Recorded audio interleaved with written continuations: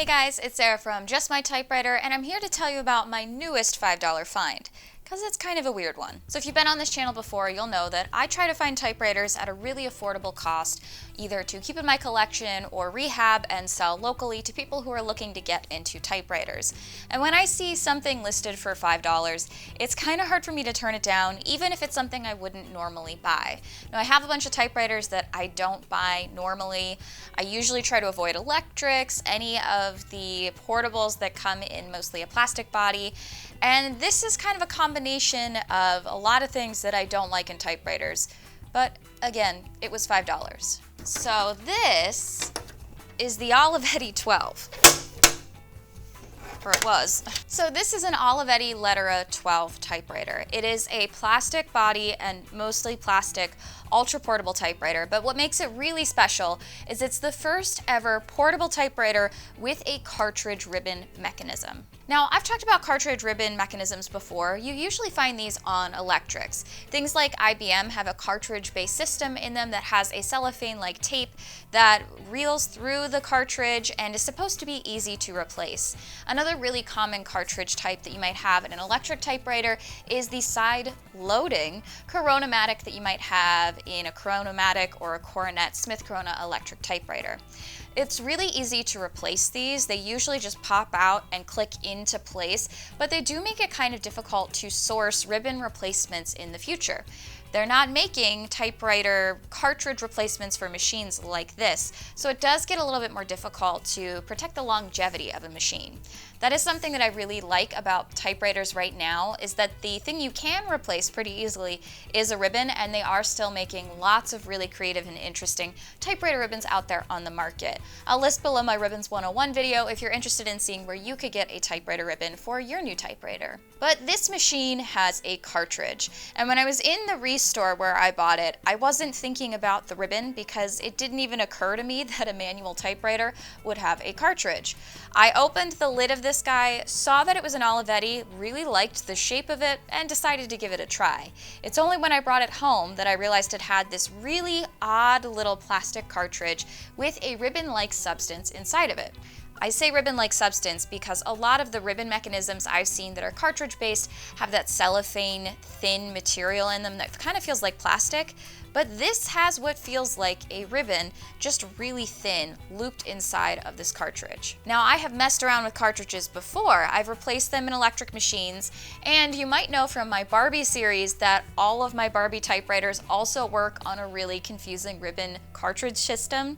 In fact, it's the only thing that's keeping my Barbies from being mostly operational or heavily usable. They have these cartridges inside of them with a really weird material that is the wrong size to fit anything else, and the cartridges have to fit in just the right way. So it posed a problem. I started by posting pictures of this on all of the typewriter groups that I am in to see if anybody else had a lead on these cartridges.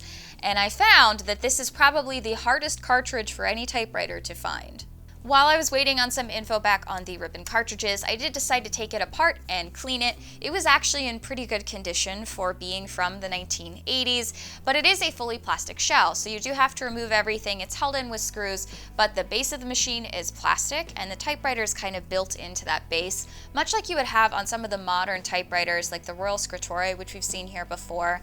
It is all kind of integrated in that bottom base when you are cleaning. So this top cover does come off, you can take out the cartridge, but then you're kind of stuck with a plastic base. I did go through the process of air compressing this. I used mineral spirits pretty sparingly because a lot of it is plastic, and then I put it back together. Now, I really love the look of this typewriter. It's very space-agey, but also something about it is very 80s and very Olivetti. This Olivetti Lettera 12 was designed by Mario Bellini. It was patented in 1981 as the first cartridge manual portable typewriter. Now, the designs for this are very similar to lots of other things you're going to see in the Olivetti line. And Lippy would like to interject. You can't have coffee. We've talked about this, you're too young.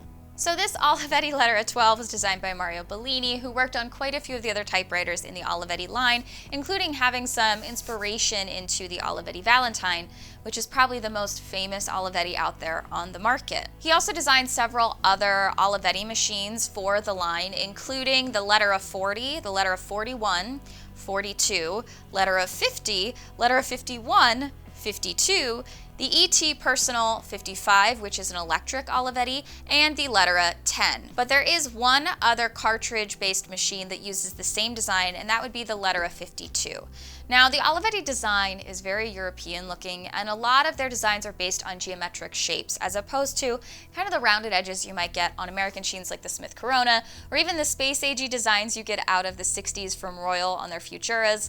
This is specific to Olivetti, and you can usually tell the Olivetti designs based on the keys. They are more circular on any of their rebranded or badged machines. Olivetti also worked with Underwood. I've had an Olivetti Underwood branded machine as well, and they do feel very similar when they are designed. The Olivetti is a very specific feel to it and very specific look. I haven't been able to keep an Olivetti built machine in my collection. I'm not the biggest fan of how they're set up or how they're designed. I don't particularly like their carriage system, so it's not my favorite to work on, but I was intrigued by how simple this machine looked. The only difference being that cartridge. So knowing a little bit of the history of this machine, that it was designed to be something really different, the first cartridge-based, easily replaceable typewriter ribbon in a machine, I wanted to see if I could find one to replace it and make this usable. I was really worried if I decided not to keep this machine that I wouldn't be able to sell it because there's no easy cartridge replacement for it. So I started by doing a Google image search, and this works really well for me when I'm trying to find more information about a typewriter or find a product or find similar eBay listings to something I can visually match. This is actually a trick I pulled up in the typewriter identification video. I'll link that down below. When you're trying to identify the model of a typewriter and you don't have any clues, Google image search can be really helpful. I also use this quite a bit in my other hobbies. In coach bag restoration, I can find model numbers using Google Lens. So I Google Lens the cartridge for this machine, and I wound up with not a lot of information. There are quite a few Reddit posts talking about typewriters like this, where people are trying to find cartridges to replace this machine, and basically what I learned was they don't exist. There have been a few listings on particular sites for replaceable cartridges for this. I did see one on Mr. and Mrs. Typewriter, but it had sold long before I ever got there, so it's almost impossible to source this cartridge. And I would open up this cartridge and try to replace that material, but I don't even know what material to replace this with. I was able to successfully do that with a Barbie cartridge system, but I took a system that was designed for another Mahano machine and just kind of transplanted that cellophane into the cartridge that fit my machine. There isn't even a material in other cartridges that I can find that is a one-to-one kind of replacement for how small this cartridge is and how small the individual ribbon is. Now, I did run into a few suggestions. A few people on the Facebook group recommended that I turn to Ribbons Unlimited. Ribbons Unlimited is a fantastic ribbon supplier, and they say on their website, if you're not sure how to replace the ribbon or if you need help finding something very specific, send them an email. So I did that, and I got some help from a lovely representative there. We talked back and forth. I sent them some photos of the cartridge, and he told me that he doesn't have anything that would replace it. I could send him the cartridge and he could try it, but there was no guarantee that it would work or that he wouldn't break the cartridge in the process. Now, knowing that these are really hard to replace and knowing that it definitely will not operate without the plastic base to the cartridge, I decided not to go that route. He said to keep an eye out for me, but I didn't want to send the cartridge and risk it being broken in the process or even lost in the mail, because that would make this typewriter even more inoperable. Another avenue I tried was to post on the typewriter parts and maintenance group. I will link those groups below. These have been really helpful for me when I've been stumped on other typewriter projects. I've had really great luck sourcing parts for a lot of my machines using these groups. There are a lot of other repair techs and typewriter collectors out there who have parts machines who can give you parts or sell you parts to help repair your machines. And I thought I'd try it just in case. And this is where I actually almost got spammed, and the story gets a little interesting. So I have tried to purchase parts from the typewriter repairs and maintenance groups before. 99 out of 100 times they are successful, and I feel very comfortable purchasing those parts. There was one instance where I was trying to find a part for, I believe, a Remington typewriter, or it might have been my bedazzled Smith Corona. I was missing some pieces and I needed help sourcing those. I posted on the Facebook group, someone messaged me, I sent them $25 to pay for the part, and then they never sent me the part, never responded to me. They asked me specifically to use friends and family, which means you can't dispute it on PayPal. So I never got my part. Thank goodness it was only $25, but it made me a little bit wary. And again, 99 times out of 100, I've had really good luck. This last time I posted that I needed this cartridge, someone messaged me from a Facebook account that looked real, and we went back and forth a little bit, and he said, hey, I have that cartridge. And it felt a little suspicious because I wasn't able to find any of these on the internet for sale. I asked the price, he said $12, $12.50, and I was like, that seems even more suspicious. Knowing how hard it is to find these cartridges, that seems like a really cheap price to be able to get something that is impossible to find. I asked him to send me some photos. He said he was at work. He then said my wifey was able to take a picture of it and sent me a photo. Now, I started to become a little suspicious, and I have been a little bit more suspicious when I'm buying things on the internet just to be a better consumer. He asked for my address. I didn't send it until I had that photo. I then took that photo, downloaded it, and Google Lensed it to see if it came up anywhere else. And it is the photo of the cartridge from the Typewriter database. He had cropped it to remove the URL at the bottom of the photo. I don't know what was going on here, and I'm not here to accuse anybody of anything, but I knew that wasn't his picture. So I told him that I had Google reverse image searched that and that it wasn't his photo, and because I didn't have a photo from him specifically to confirm the cartridge, I wasn't going to purchase. He then blocked me and disappeared off the Facebook group. I reported it to admin, but it is something that I'm trying to be more cautious about as a consumer now that I have had a couple experiences and I saved myself some trouble there. I do have some tips when it comes to buying parts off of anybody. If it looks too good to be true, it might be too good to be true. That goes for buying typewriters as well. I see this a lot in the Coach bag community. There are a lot of people who will scam people using these higher end items. So just be vigilant as a consumer. If something feels off, you can always ask more questions. Now I do ask for photos of a part before I send payment, and I find that I keep going back to some of my trusted sources when it comes to typewriter parts because I've had a good relationship with those people. Typewriters Plus, TB Typewriters Plus, has been a fantastic resource for me when it comes to parts. I usually ask him first if he has anything because I trust him. It's a really easy invoice price process, and he always sends me photos as well before he sends me a part. So go to trusted sources. You can always click on the person's profile to see what they've posted in the Facebook group before and see if they've posted on multiple things and had feedback with other people. This person's profile showcased that they had only commented on my post. So, little suspicious. You can also always Google Lens or reverse image search, reverse image search any photo someone sends to you pretty easily on your phone. All you have to do is download that photo, and if you have the Google app, you can go into the Google app, click the little camera icon, upload that photo, and it'll show you any related images. And you might find that it's the exact same photo off of Google. So Ribbons Unlimited didn't have one, this random guy on the internet didn't have one, and no one else seemed to have one listed for sale. So I started to look into how could I use the one that I have. And that's where I learned about ribbon hydration.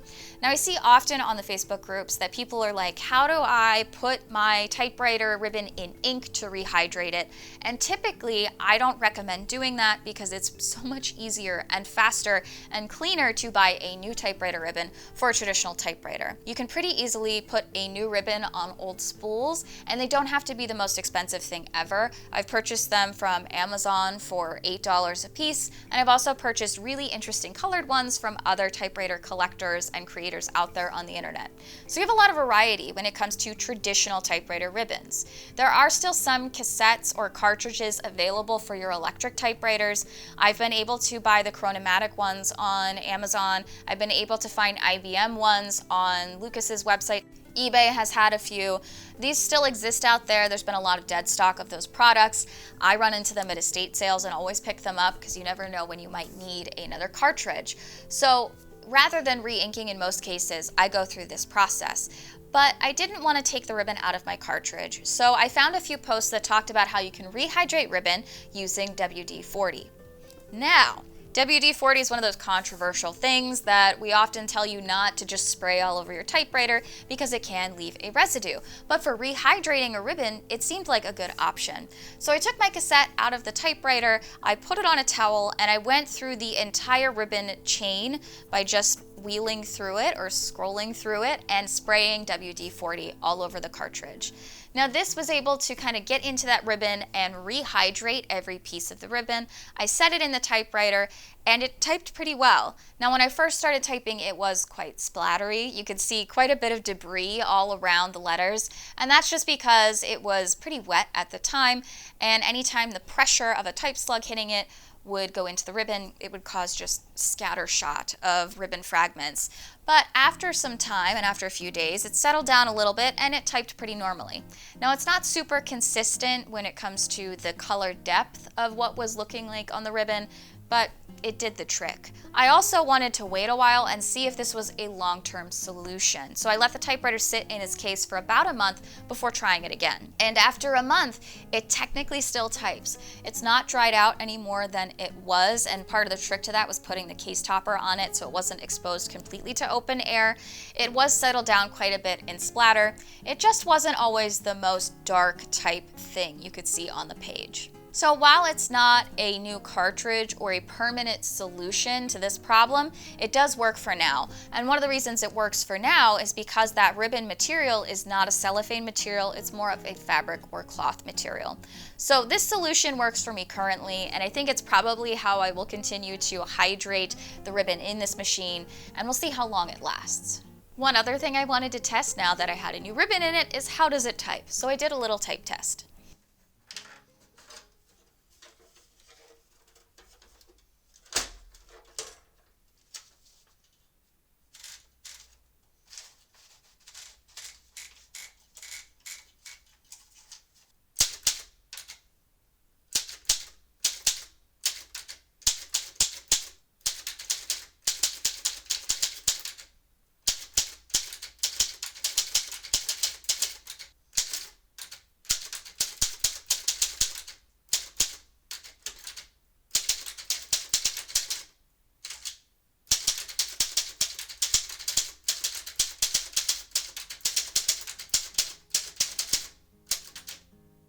Here's some of the things I noticed while typing on this machine. It is a little sloppy. And when I say sloppy, I don't just mean the splattering on the paper. I do mean the keys themselves shake a little bit in their tracks. They are not the most precise instruments, and part of this I believe is due to the plastic nature of the base of this machine.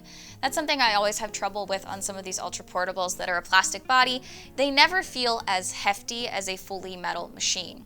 It does type, the action is pretty easy, but it just has a little bit of that wiggle room that's not my favorite thing. I do also attribute that to it being a more modern typewriter than some of the ones from the 50s and the 40s that are kind of broken in already a little bit and have been that well-oiled machine for a longer period of time.